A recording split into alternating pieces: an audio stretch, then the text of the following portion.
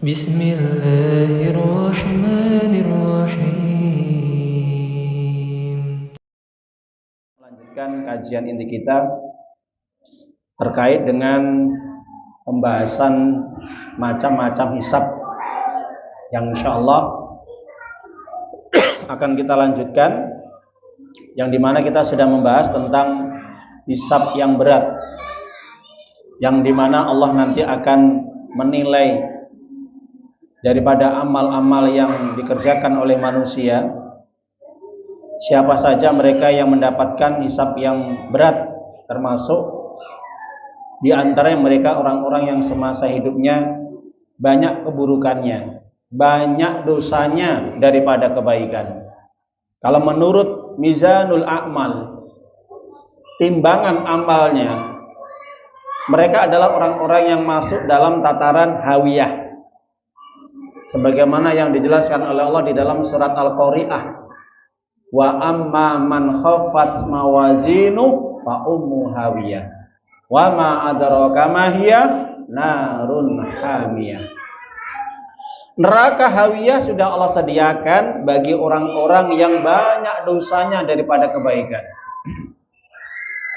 baik dari kalangan orang kafir maupun orang mukmin itu sendiri. Apakah orang mukmin nanti juga akan masuk neraka? Iya. Orang mukmin nanti juga akan dimasukkan ke dalam neraka disebabkan karena dosa-dosa yang dia lakukan semasa di dunia. Banyak kesalahannya, Pak Bu. Memang dia juga berbuat baik. Orang mukmin ini berbuat baik.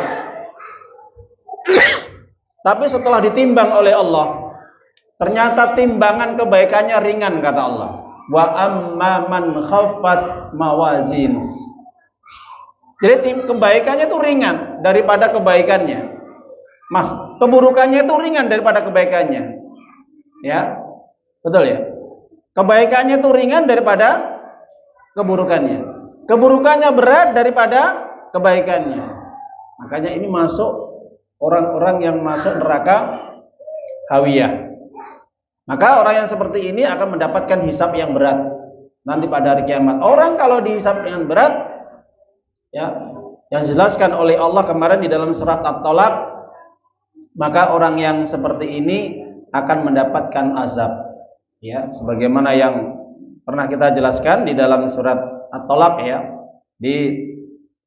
yang dimana Allah menjelaskan bahwa orang-orang yang nanti kami hisab dengan hisab yang berat, ya, maka akan kami azab mereka. Fahasabna hisaban syadida wa adabnaha adaban nukhra. Ketika kami perhitungkan amal mereka, ternyata amal-amal mereka itu banyak keburukannya. Setelah dinilai, dihitung, ternyata kalkulasinya setelah ditimbang-timbang banyak keburukannya daripada kebaikannya. Kami hisab dengan hisab yang berat, kami hisab dengan hisab yang, ya, di situ katakannya yang ketat, ya. Maka setelah itu kami azab mereka dengan azab yang mengerikan. Ini kalau orang yang sudah dihisab yang berat ini, maaf Bapak Ibu, istilahnya mampir dulu ke dalam neraka. Untuk apa? Dibersihkan dosa-dosanya, dibersihkan kesalahan-kesalahannya. Bagi orang yang suka membunuh, orang yang suka berzina, orang yang suka minum, bagi orang yang suka merampok, korupsi, makan riba, sabung ayam, mendengarkan musik dan yang lainnya, mereka akan diazab dengan azab yang mengerikan sesuai kadar dosa kesalahan yang dia lakukan. Karena setelah ditimbang, dosanya lebih berat daripada kebaikannya. Meskipun mereka sholat, meskipun mereka puasa, meskipun mereka baca Quran, meskipun mereka juga hadir di pengajian atau majelis-majelis ilmu, tapi keburukannya lebih berat. Di antaranya juga mereka orang yang tidak mau berinfak bersedekah tadi, bisa masuk surat Al-Humazah, Pak Bu. Itu salah satu neraka itu kan banyak, ya, kapling-kaplingnya, ada Humazah, ada Hawiyah, ada Hutomah. Tergantung nanti sisi mana yang paling banyak dosa terkait dengan nanti dia masuk neraka. Apakah dia masuk kaplingnya Hutomah yang suka mencela, menghina, menghitung-hitung hartanya kemudian tidak disedekahkan, masuk Hutomah. Termasuk orang-orang yang dimana dia hawiyah, ya, mungkin kesalahan-kesalahan yang lain, dosa-dosa besar yang dia lakukan, Maka para jamaah ibu, ini yang perlu kita pahami ya. Nah, sekarang setelah macam hisab yang ketiga, hisab yang berat, kita akan mencoba untuk mengupas tentang hisab yang buruk. Hisab apa? Hisab yang buruk. Jadi semua yang kita sampaikan insya Allah ada dalilnya di dalam Al-Quran. Baik itu tanpa hisab, hisab yang ringan, hisab yang berat, sampai hisab yang buruk. Nah, maka kita akan coba menggali ya, terkait dengan penjelasan orang-orang yang mendapatkan hisab yang buruk ya. Siapa mereka? Para jamaah ibu yang dimuliakan oleh Allah SWT. Para ulama ketika mengklasifikasikan, membagi bahwa hisab ya, dari 4 macam ini, maka yang terakhir adalah mereka golongan orang-orang yang mendapatkan su'ul hisab. Apa? Su'ul hisab. Ada su'ul khatimah, ada su'ul hisab. Apa itu su'ul hisab? Su'ul hisab adalah hisab yang buruk ya. Su'ul khatimah, akhir kehidupan atau kematian yang buruk. Maka kata-kata su' ini mengacu kepada keburukan yang diterima oleh seseorang akibat dari perbuatan yang dilakukannya. Itu su'. Nah, makanya kalau kita kembali di dalam surat Ar-Ra'du, Bapak Ibu yang dimuliakan oleh Allah Azza wa Jalla, maka Allah Ta'ala menyampaikan perihal informasi bahwa siapa mereka yang mendapatkan hisab yang buruk. Kita bacakan ayatnya. Allah Ta'ala berfirman, lilladzina istajabu li rabbihimul husna walladzina lam yastajibu lahu law anna lahum ma fil ardi jami'a wa mithlahu ma'ahu laftadaw bih ulaika lahum su'ul hisab wa ma'wahum jahannam wa bi'sal mihad. Allah Ta'ala menyampaikan lilladzina istajabu li rabbihimul husna, bagi orang-orang yang semasa hidupnya dia mau menerima ketetapan Allah, perintah Allah dari Tuhannya, mereka mendapatkan al-husna. Apa husna? Jannah, surga. Walladzina lam yastajibulah, sebaliknya orang-orang yang tidak mau menerima ketetapan Allah, perintah Allah, aturan-aturan hukum Allah, orang yang seperti ini mereka akan mendapatkan apa? Siksa, azab yang berat nanti pada hari kiamat kelak. Meskipun mereka orang-orang yang mendapatkan hisab yang buruk, mereka berusaha untuk menyelamatkan dirinya dengan cara apa, Bapak Ibu? Dengan cara mereka berusaha untuk menebus dirinya dengan harta kekayaan sebanyak bumi atau sebanyak dunia ini ya, sepenuhnya, seisinya, itu untuk menebus dirinya. Jadi seandainya orang-orang kafir nanti pada hari kiamat ya, sebagian ahli tafsir mengatakan khitab ayat ini ditujukan kepada orang-orang yang semasa hidupnya ingkar, kufur kepada Allah, menyombongkan diri dari ibadah kepada Allah. Maka ketika mereka mendapatkan hisab yang buruk, Bapak Ibu nggih, itu mereka ketika divonis oleh Allah, mereka ditetapkan sebagai ahlun nar, penduduk neraka. Setelah proses hisab selesai dan yang lainnya selesai, kemudian mereka ditetapkan sebagai apa? Tempat tinggalnya di neraka. Mereka akan mendapatkan siksa yang berat. Itu seburuk-buruk tempat tinggal. Maka mereka berusaha minta kepada Allah supaya dirinya ditebus dengan harta kekayaan yang mereka miliki di dunianya. Dan mereka ingin juga menambah tadi kekayaan tadi supaya ditebus. Ya, enggak ugal-ugalan Pak Abu bilang. Orang kafir enggak terima. Mereka divonis oleh Allah mendapatkan siksa yang berat, tempat kembali yang sangat mengerikan, penuh dengan siksaan. Mereka berusaha untuk menyelamatkan diri mereka dengan menebus ya. Kalau orang sekarang ini ketika orang diadili karena dia bersalah, berusaha untuk apa? Menyogok hakim. Saya punya harta nih, berapa M? Tolong bebaskan saya dari jerat hukum. Supaya saya tidak dimasukkan ke dalam penjara, supaya saya tidak jadi dihukum. Maka tebusannya apa? Tak beri kamu berapa M yang kamu minta. Sama. Jadi orang-orang kafir di sana nanti berusaha untuk menebus dirinya dengan harta yang mereka miliki. Seakan-akan kekayaan yang mereka miliki di dunia, berlimpah-limpah harta, berkaya-kaya raya, harta yang menumpuk-numpuk ya, di berbagai tempat. Bahkan seandainya harta mereka itu sebanyak bumi dan seisinya dan semisalnya ditambah lagi, mereka berusaha untuk menebus dirinya, Bapak Ibu. Diterima atau tidak oleh Allah? Tidak akan pernah diterima. Kenapa? Karena Allah sendiri sudah menyatakan di dalam surat Ali Imran ayat 10. Di saat orang-orang kafir berusaha untuk menebus dirinya, ketika mereka mendapatkan vonis su'ul hisab atau hisab yang buruk, tempat kembali dari neraka jahanam, itu buruk-buruk tempat kembali mereka, tempat kediaman mereka, tempat tinggal mereka, mereka berusaha untuk ya meminta kepada Allah dibebaskan dari jerat hukum, untuk dibebaskan dari siksa api neraka.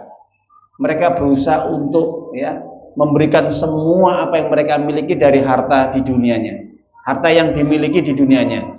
Ternyata tidak diterima sama Allah. Kenapa? Allah sendiri mengatakan, innal ladzina kafaru lan tughniya anhum amwaluhum wala auladuhum.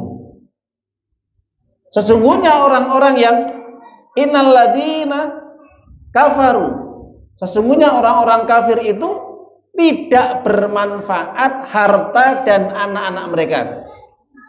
Ya, jadi harta mereka, anak-anak yang mendoakan mereka itu tidak bermanfaat, Pak Bu. Kenapa tidak bermanfaat? Karena mereka telah ingkar kepada Allah. Jelas ya? Jadi orang yang tidak pernah ibadah, tidak pernah sujud, ya, tidak pernah rukuk, tidak pernah mengabdi kepada Allah, tidak pernah taat, itu tidak bermanfaat. Harta yang mereka miliki, anak-anak yang mungkin baik yang mereka miliki, itu tidak akan bisa memberikan manfaat. Bahkan kata Allah, apa yang mereka miliki, harta itu akan menjadi bahan api neraka bagi mereka.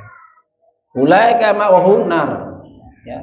Jadi apa yang mereka miliki, harta-harta yang mereka miliki itu nanti menjadi bahan api neraka. Naudzubillah min dzalik. Jadi Bapak Ibu, kita tidak usah kagum dengan kekayaan orang-orang yang dimana mereka jauh dari Allah. Karena harta yang mereka miliki akan menjadi apa? Bahan api neraka. Nah, jelas ya? Nah, kita adzan dulu ya. Yang dimuliakan oleh Allah Subhanahu wa taala. Kita lanjutkan. Jadi orang-orang nanti pada hari kiamat yang disebutkan oleh Allah mendapatkan hisab yang buruk ya. Sebagaimana para ahli tafsir ya, kalau kita buka di dalam tafsir Taisir Karir Rahman, di tafsir Kalamul Manan yang dikarang oleh Syekh Abdurrahman Nasr Asy'adi, beliau menyampaikan bahwa Allah telah membagi dua kelompok manusia nanti pada hari kiamat. Yang pertama adalah mereka orang-orang yang istajabu li rabbihul husna, mereka yang hidupnya senantiasa menerima panggilan Allah. Ketika Allah panggil hayya 'alas shalah, mereka panggil dan mereka datangi itu panggilan Allah, segera untuk sholat. Mereka sujud menghadap Allah. Mereka mentaati Allah. Setiap apapun yang diperintahkan oleh Allah, mereka dengarkan dan mereka jalankan. Itu orang-orang yang kata-kata istajab, ya. Jadi menerima panggilan Allah. Istajaba yastajibu. Mereka taat, tunduk, patuh, ikhlas dalam mengamalkan perintah-perintah Allah tanpa ada beban. Mereka orang-orang bersegera dalam kebaikan. Mereka tidak dihinggapi rasa berat dalam hati mereka untuk menjalankan perintah Allah. Mereka menjalankan semua aturan-aturan hukum-hukum Allah. Mereka tidak sedikit pun berani untuk mengurangi bahkan merubah aturan-aturan hukum Allah. Itu adalah orang-orang yang istijab, ya, istajab yastajibu li rabbihim. Jadi mereka yang betul-betul lahir batin menerima semua perintah, semua aturan Allah. Ini mereka mendapatkan surga, Bapak Ibu. Ini golongan yang mendapatkan surga. Baik yang wajib maupun yang sunnah dikerjakan. Berusaha untuk diamalkan yang sunnahnya. Yang wajib dijaga dengan benar. Sebaliknya orang-orang yang la yastajib, atau ghairu istijab, mereka yang tidak mau menerima aturan Allah, perintah Allah. Bahkan mereka berani menyombongkan diri, menolak, angkuh, enggan untuk sujud, tidak mau taat kepada Allah. Ini orang-orang yang ingkar, orang-orang yang kufur, dan termasuk orang-orang yang mendapatkan apa? Siksa neraka nanti pada hari kiamat. Dan orang seperti ini masuk dalam wilayah hisab yang buruk. Ini yang terakhir, Bapak Ibu ya. Jadi hisab yang buruk yang mereka dapatkan disebabkan semasa hidupnya mereka menyombongkan diri. Diperintah sholat tidak mau, apalagi kewajiban-kewajiban yang lain. Padahal mereka mengaku sebagai orang muslim, tapi disuruh ibadah tidak mau. Makanya Allah katakan, wa idza quri'a al Qur'an la yasjudun balil ladzina kafaru yukadzibun wallahu a'lam bima yu'um. Di dalam surat Al-Insyiqaq dikatakan, apabila dibacakan ayat-ayat kepada mereka, mereka tidak mau sujud, Bapak Ibu. Mereka tidak mau taat. Mereka dikatakan wa idza qila lahum ruk'u la yarka'un. Ketika diperintahkan kepada mereka untuk rukuk, mereka tidak mau rukuk. Mereka tidak mau sujud. Bayangkan. Padahal Allah sudah memberikan fasilitas. Semua apa yang dia minta diberi oleh Allah. Harta, anak, istri, rumah, pakaian, makanan yang enak, pekerjaan, tempat tinggal, kendaraan, dan semua fasilitas sudah Allah sediakan. Sudah Allah penuhi. Tapi ketika diperintah rukuk, mereka tidak mau rukuk. Ketika diperintah sujud, mereka tidak mau sujud. Ya begitulah kata Allah, balil ladzina kafaru yukadzibun. Begitulah keadaan orang kafir itu suka mendustakan Allah. Bayangkan, Pak Bu, Allah sudah didustakan oleh mereka. Makanya Allah melabeli mereka sebagai apa? Orang kafir. Orang yang semasa hidupnya tidak mau sujud kepada Allah dilabeli oleh Allah sebagai orang apa? Orang kafir. Ustaz keras tak? Tidak, ini ayat Allah, surat Al-Insyiqaq. Ayat-ayat yang terakhir, ketika dibacakan ayat-ayat Allah, diperintahkan untuk sujud, mereka tidak mau sujud. Dan Allah tahu apa yang mereka sembunyikan dalam hati mereka tentang keingkaran mereka, kesombongan mereka, Bapak Ibu. Jelas ya? Ya, makanya kalau kita perhatikan antara ayat satu dengan ayat yang lain itu saling menjelaskan, saling memahamkan. Maka dari situ kita bisa paham. Maka Syekh Nasir As-Sa'di kemudian menjelaskan, jadi orang-orang kafir mereka ingin supaya mereka diselamatkan dari siksa yang berat nanti pada hari kiamat, dari hisab yang berat. Mereka berusaha mati-matian untuk menebus dosa-dosa yang mereka lakukan di dunia dengan harta yang mereka miliki. Dengan apa yang mereka miliki, entah itu jabatan, entah itu kekuasaan, entah kedudukan, entah itu anak, entah itu keluarga, entah itu saudara, entah itu istri. Mereka rela menggadaikan apa yang mereka miliki. Bahkan sampai di dalam ayat yang lain, mereka rela istrinya masuk neraka nggak masalah, anaknya masuk neraka nggak masalah, yang penting dia masuk surga, terbebas dari siksa dari api neraka. Sampai seperti itu, Pak. Jeleknya orang kafir itu seperti itu nanti pada hari kiamat. Mengorbankan keluarganya, yang penting dia selamat. Ya. Padahal semasa di dunia dia mengatakan, oh istriku, kekasihku, dambaanku, oh anakku, ya, yang aku cintai, yang aku sayangi, semua apa dituruti. Tapi yang terjadi apa? Setelah nanti pada hari kiamat, semuanya tidak bermakna. Nah itu. Makanya Allah katakan apa? Innal ladzina kafaru lan tughniya anhum amwaluhum minallahi syai'a wa ulaika waqudun nar. Surat Ali Imran, surat yang ketiga ayat 10. Saya jelaskan lagi. Orang-orang kafir nanti pada hari kiamat ketika mereka berusaha untuk menebus dirinya dengan harta dan anak-anak mereka, semua ditolak sama Allah. Tidak bermanfaat anak-anak dan harta yang mereka miliki. Harta yang mereka miliki itu menjadi bahan api neraka bagi mereka nanti. Alhamdulillah. Para jamaah Ibu yang dimuliakan Allah SWT, itu terkait dengan penjelasan orang-orang yang akan mendapatkan hisab yang buruk adalah mereka yang semasa hidupnya tidak pernah sujud, tidak pernah rukuk, tidak pernah mau ibadah sholat, atau ibadah-ibadah yang lain. Jelas orang seperti ini telah berusaha untuk menyombongkan diri, merasa dirinya cukup, tidak butuh Allah. Apa yang terjadi? Itulah balasan bagi orang-orang yang ingkar, kufur kepada Allah. Para jamaah ibu yang dimuliakan Allah Ta'ala, kita akan nyampaikan, kita akan jelaskan bagaimana keadaan orang-orang kafir semasa ketika menghadapi kematian. Ketika mereka mendapatkan hisab yang buruk nanti pada hari kiamat, tapi awal mereka menghadapi kematian saja sudah mengerikan, Bapak Ibu. Makanya kita coba, kita kupas ayat per ayatnya. Di sini kami jelaskan keadaan orang kafir ketika menghadapi kematian, yang mereka divonis oleh Allah mendapatkan hisab yang buruk nanti pada hari kiamat. Yang pertama, orang-orang yang semasa hidupnya tidak pernah sujud, tidak pernah ruku, tidak pernah sholat, tidak pernah ibadah yang wajib yang lainnya, mereka menyombongkan diri, ingkar, bahkan mereka berani mendurhakai Allah, menentang aturan-aturan Allah. Maka dikabarkan para malaikat menyampaikan orang yang seperti ini, orang kafir ini tidak mendapat kabar gembira masuk surga. Ketika menghadapi sakaratul maut, orang kafir ini sudah dikabarkan tidak mendapat kabar gembira. Siapa yang menyampaikan? Malaikat. Dari mana? Langsung dari Allah. Sampaikan malaikat kepada orang-orang yang semasa hidupnya tidak pernah dia sujud, tidak pernah ibadah, kabarkan mereka tidak mendapatkan surga. Na'udzubillah min dzalik. Mana dalilnya? Kita buka di dalam surat Al-Furqan ayat yang ke-22.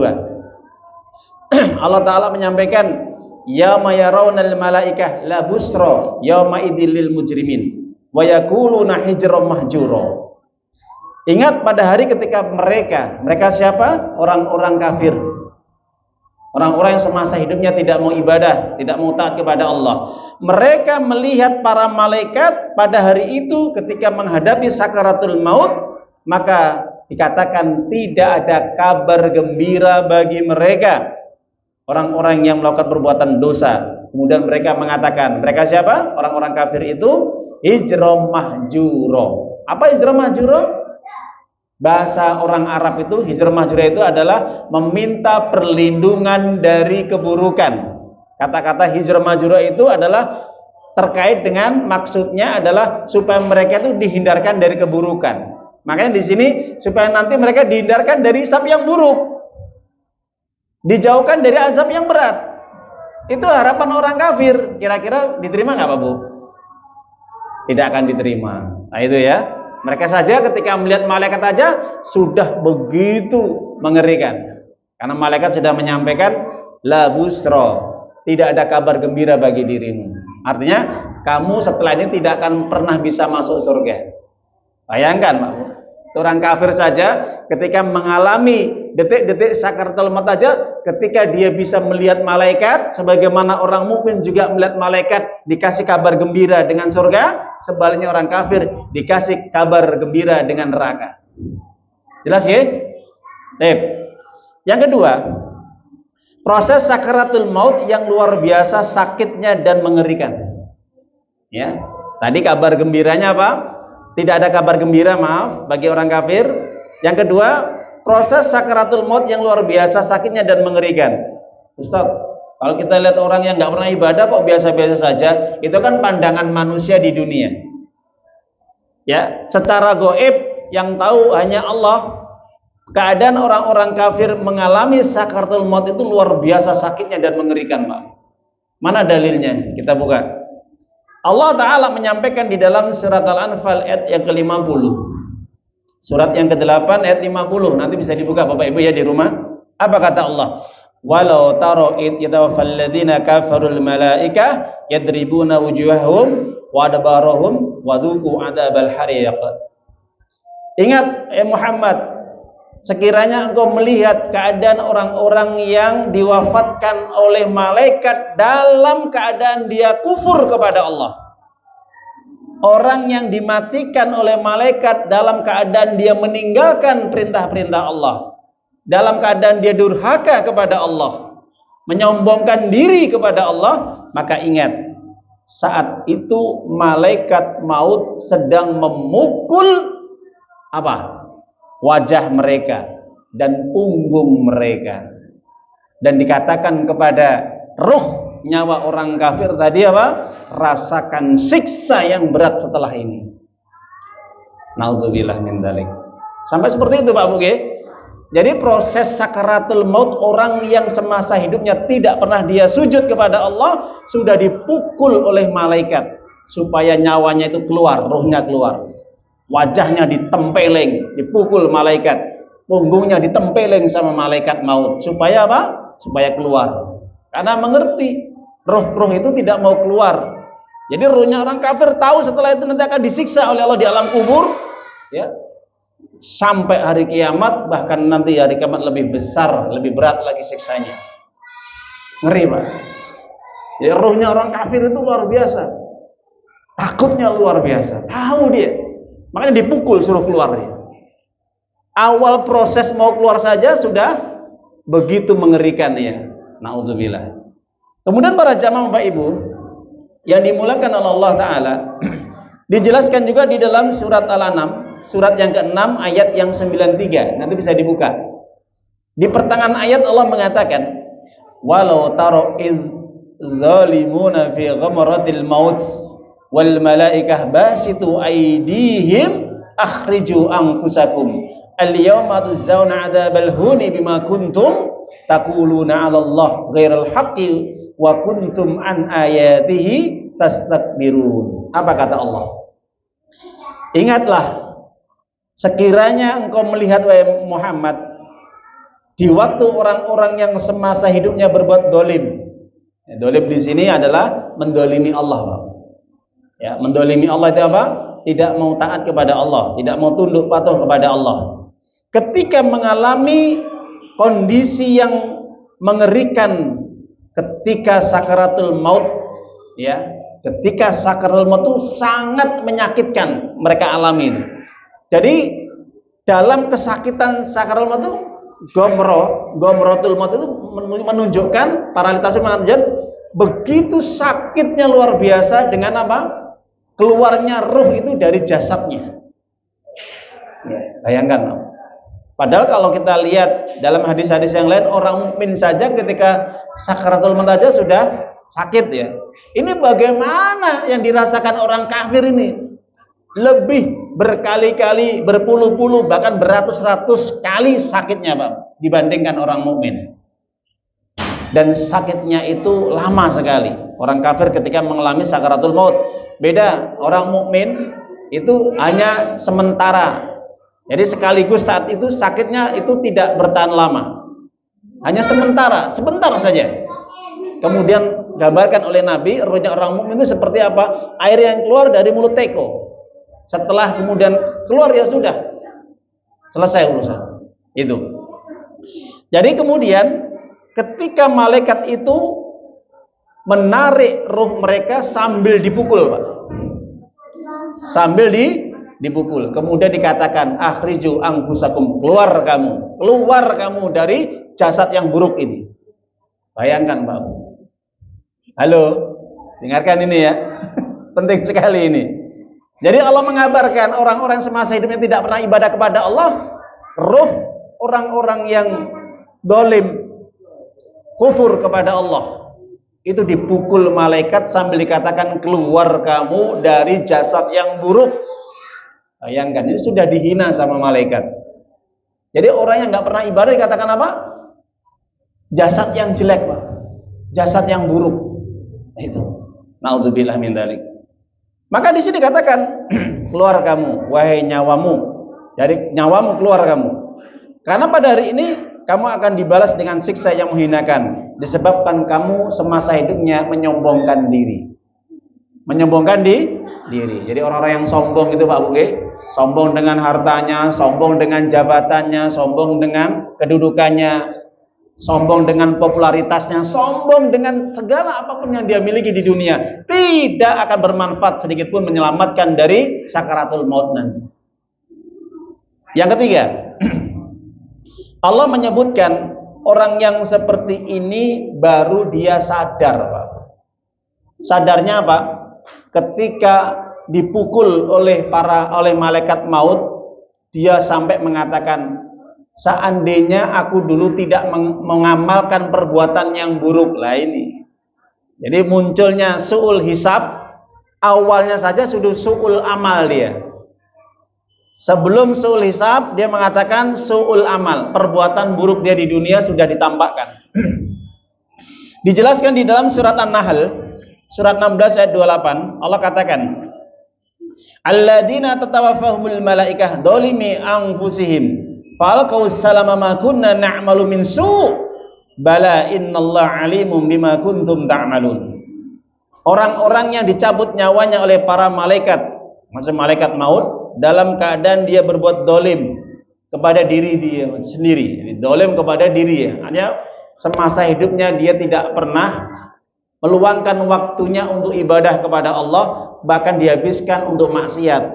Ya, bisa jadi dia maksiat berzina, minum khamr, ya, dan yang lainnya. Dzaliman terhadap diri sendiri mereka. Lalu mereka menyerahkan diri sambil berkata, ini pasrah Pak Bu. Jadi pasrah, ini orang kafir ini pasrah. Kemudian mengatakan, memang kami tidak pernah mengerjakan sesuatu kejahatan pun. Ya, dia berkilah. Maka malaikat mengatakan, pernah. Sesungguhnya Allah mengetahui apa yang telah kamu kerjakan. Dia mengatakan bahwa dia tidak pernah melakukan keburukan. Katanya gitu. Jadi mengatakan kami tidak mengamalkan perbuatan yang buruk. Padahal Allah sudah menampakkan, tidak, kamu bohong. Semasa hidup kamu bergelimang dosa. Kamu tidak pernah ibadah. Perbuatan kamu semuanya apa? Buruk. Nah, itu. Kemudian yang terakhir, para jamaah Bapak Ibu, dikatakan kepada mereka yang semasa hidupnya melakukan amal-amal keburukan, tidak mau ibadah kepada Allah, menyombongkan diri, fadkhulu abwaaba jahannam khalidina fiha falabisa maswal mutakabbirin. Masuklah ke dalam pintu-pintu neraka jahanam, kalian kekal di dalamnya selama-lamanya. Itulah seburuk-buruk tempat bagi orang yang semasa hidupnya menyombongkan diri. Ya, jadi orang yang tidak mau menerima perintah Allah, mengabaikan perintah Allah, menolak aturan-aturan hukum Allah, tidak mau diatur hidupnya oleh Allah, inilah orang-orang yang dikatakan mustakbirun, apa? Menyombongkan diri. Orang yang menyombongkan diri semasa hidupnya, apa balasannya? Falabisa maswal mutakabbirin, mendapatkan tempat yang paling buruk nanti pada hari kiamat, di dalam neraka jahanam, kekal di dalamnya selama-lamanya. Wal iyadu billah. Para jamaah Bapak Ibu, itulah penjabaran penjelasan tentang macam hisab yang buruk, ya. Insyaallah pembahasan ini menjadi pembahasan yang terakhir dari macam-macam hisab. Mudah-mudahan sekelumit ini bisa memberikan manfaat yang besar pada kita, mengingatkan akan pentingnya hari kiamat, ya. Yang harus kita persiapkan adalah bekal amal soleh kita, ketakwaan kita, keimanan kita, agar kita diselamatkan dari hisab yang buruk atau hisab yang berat. Dan mudah-mudahan kita dikumpulkan bersama orang-orang yang solih, para nabi, para siddiqin, dan para syuhada nanti pada hari kiamat dengan kondisi yang selamat, mendapatkan hisab yang ringan, bahkan tanpa hisab. Amin ya rabbal alamin. Itu saja kurang lebihnya. Mohon maaf kalau ada kekurangan, kekhilafan. Kita akhiri dengan bacaan hamdalah. Alhamdulillahirabbil alamin. Subhanaka Allahumma wa bihamdika asyhadu an la ilaha illa anta astaghfiruka wa atubu ilaik. Assalamualaikum warahmatullahi wabarakatuh. Ayyuhalladzina amanu ittaqullaha haqqa tuqatih wa la tamutunna illa wa antum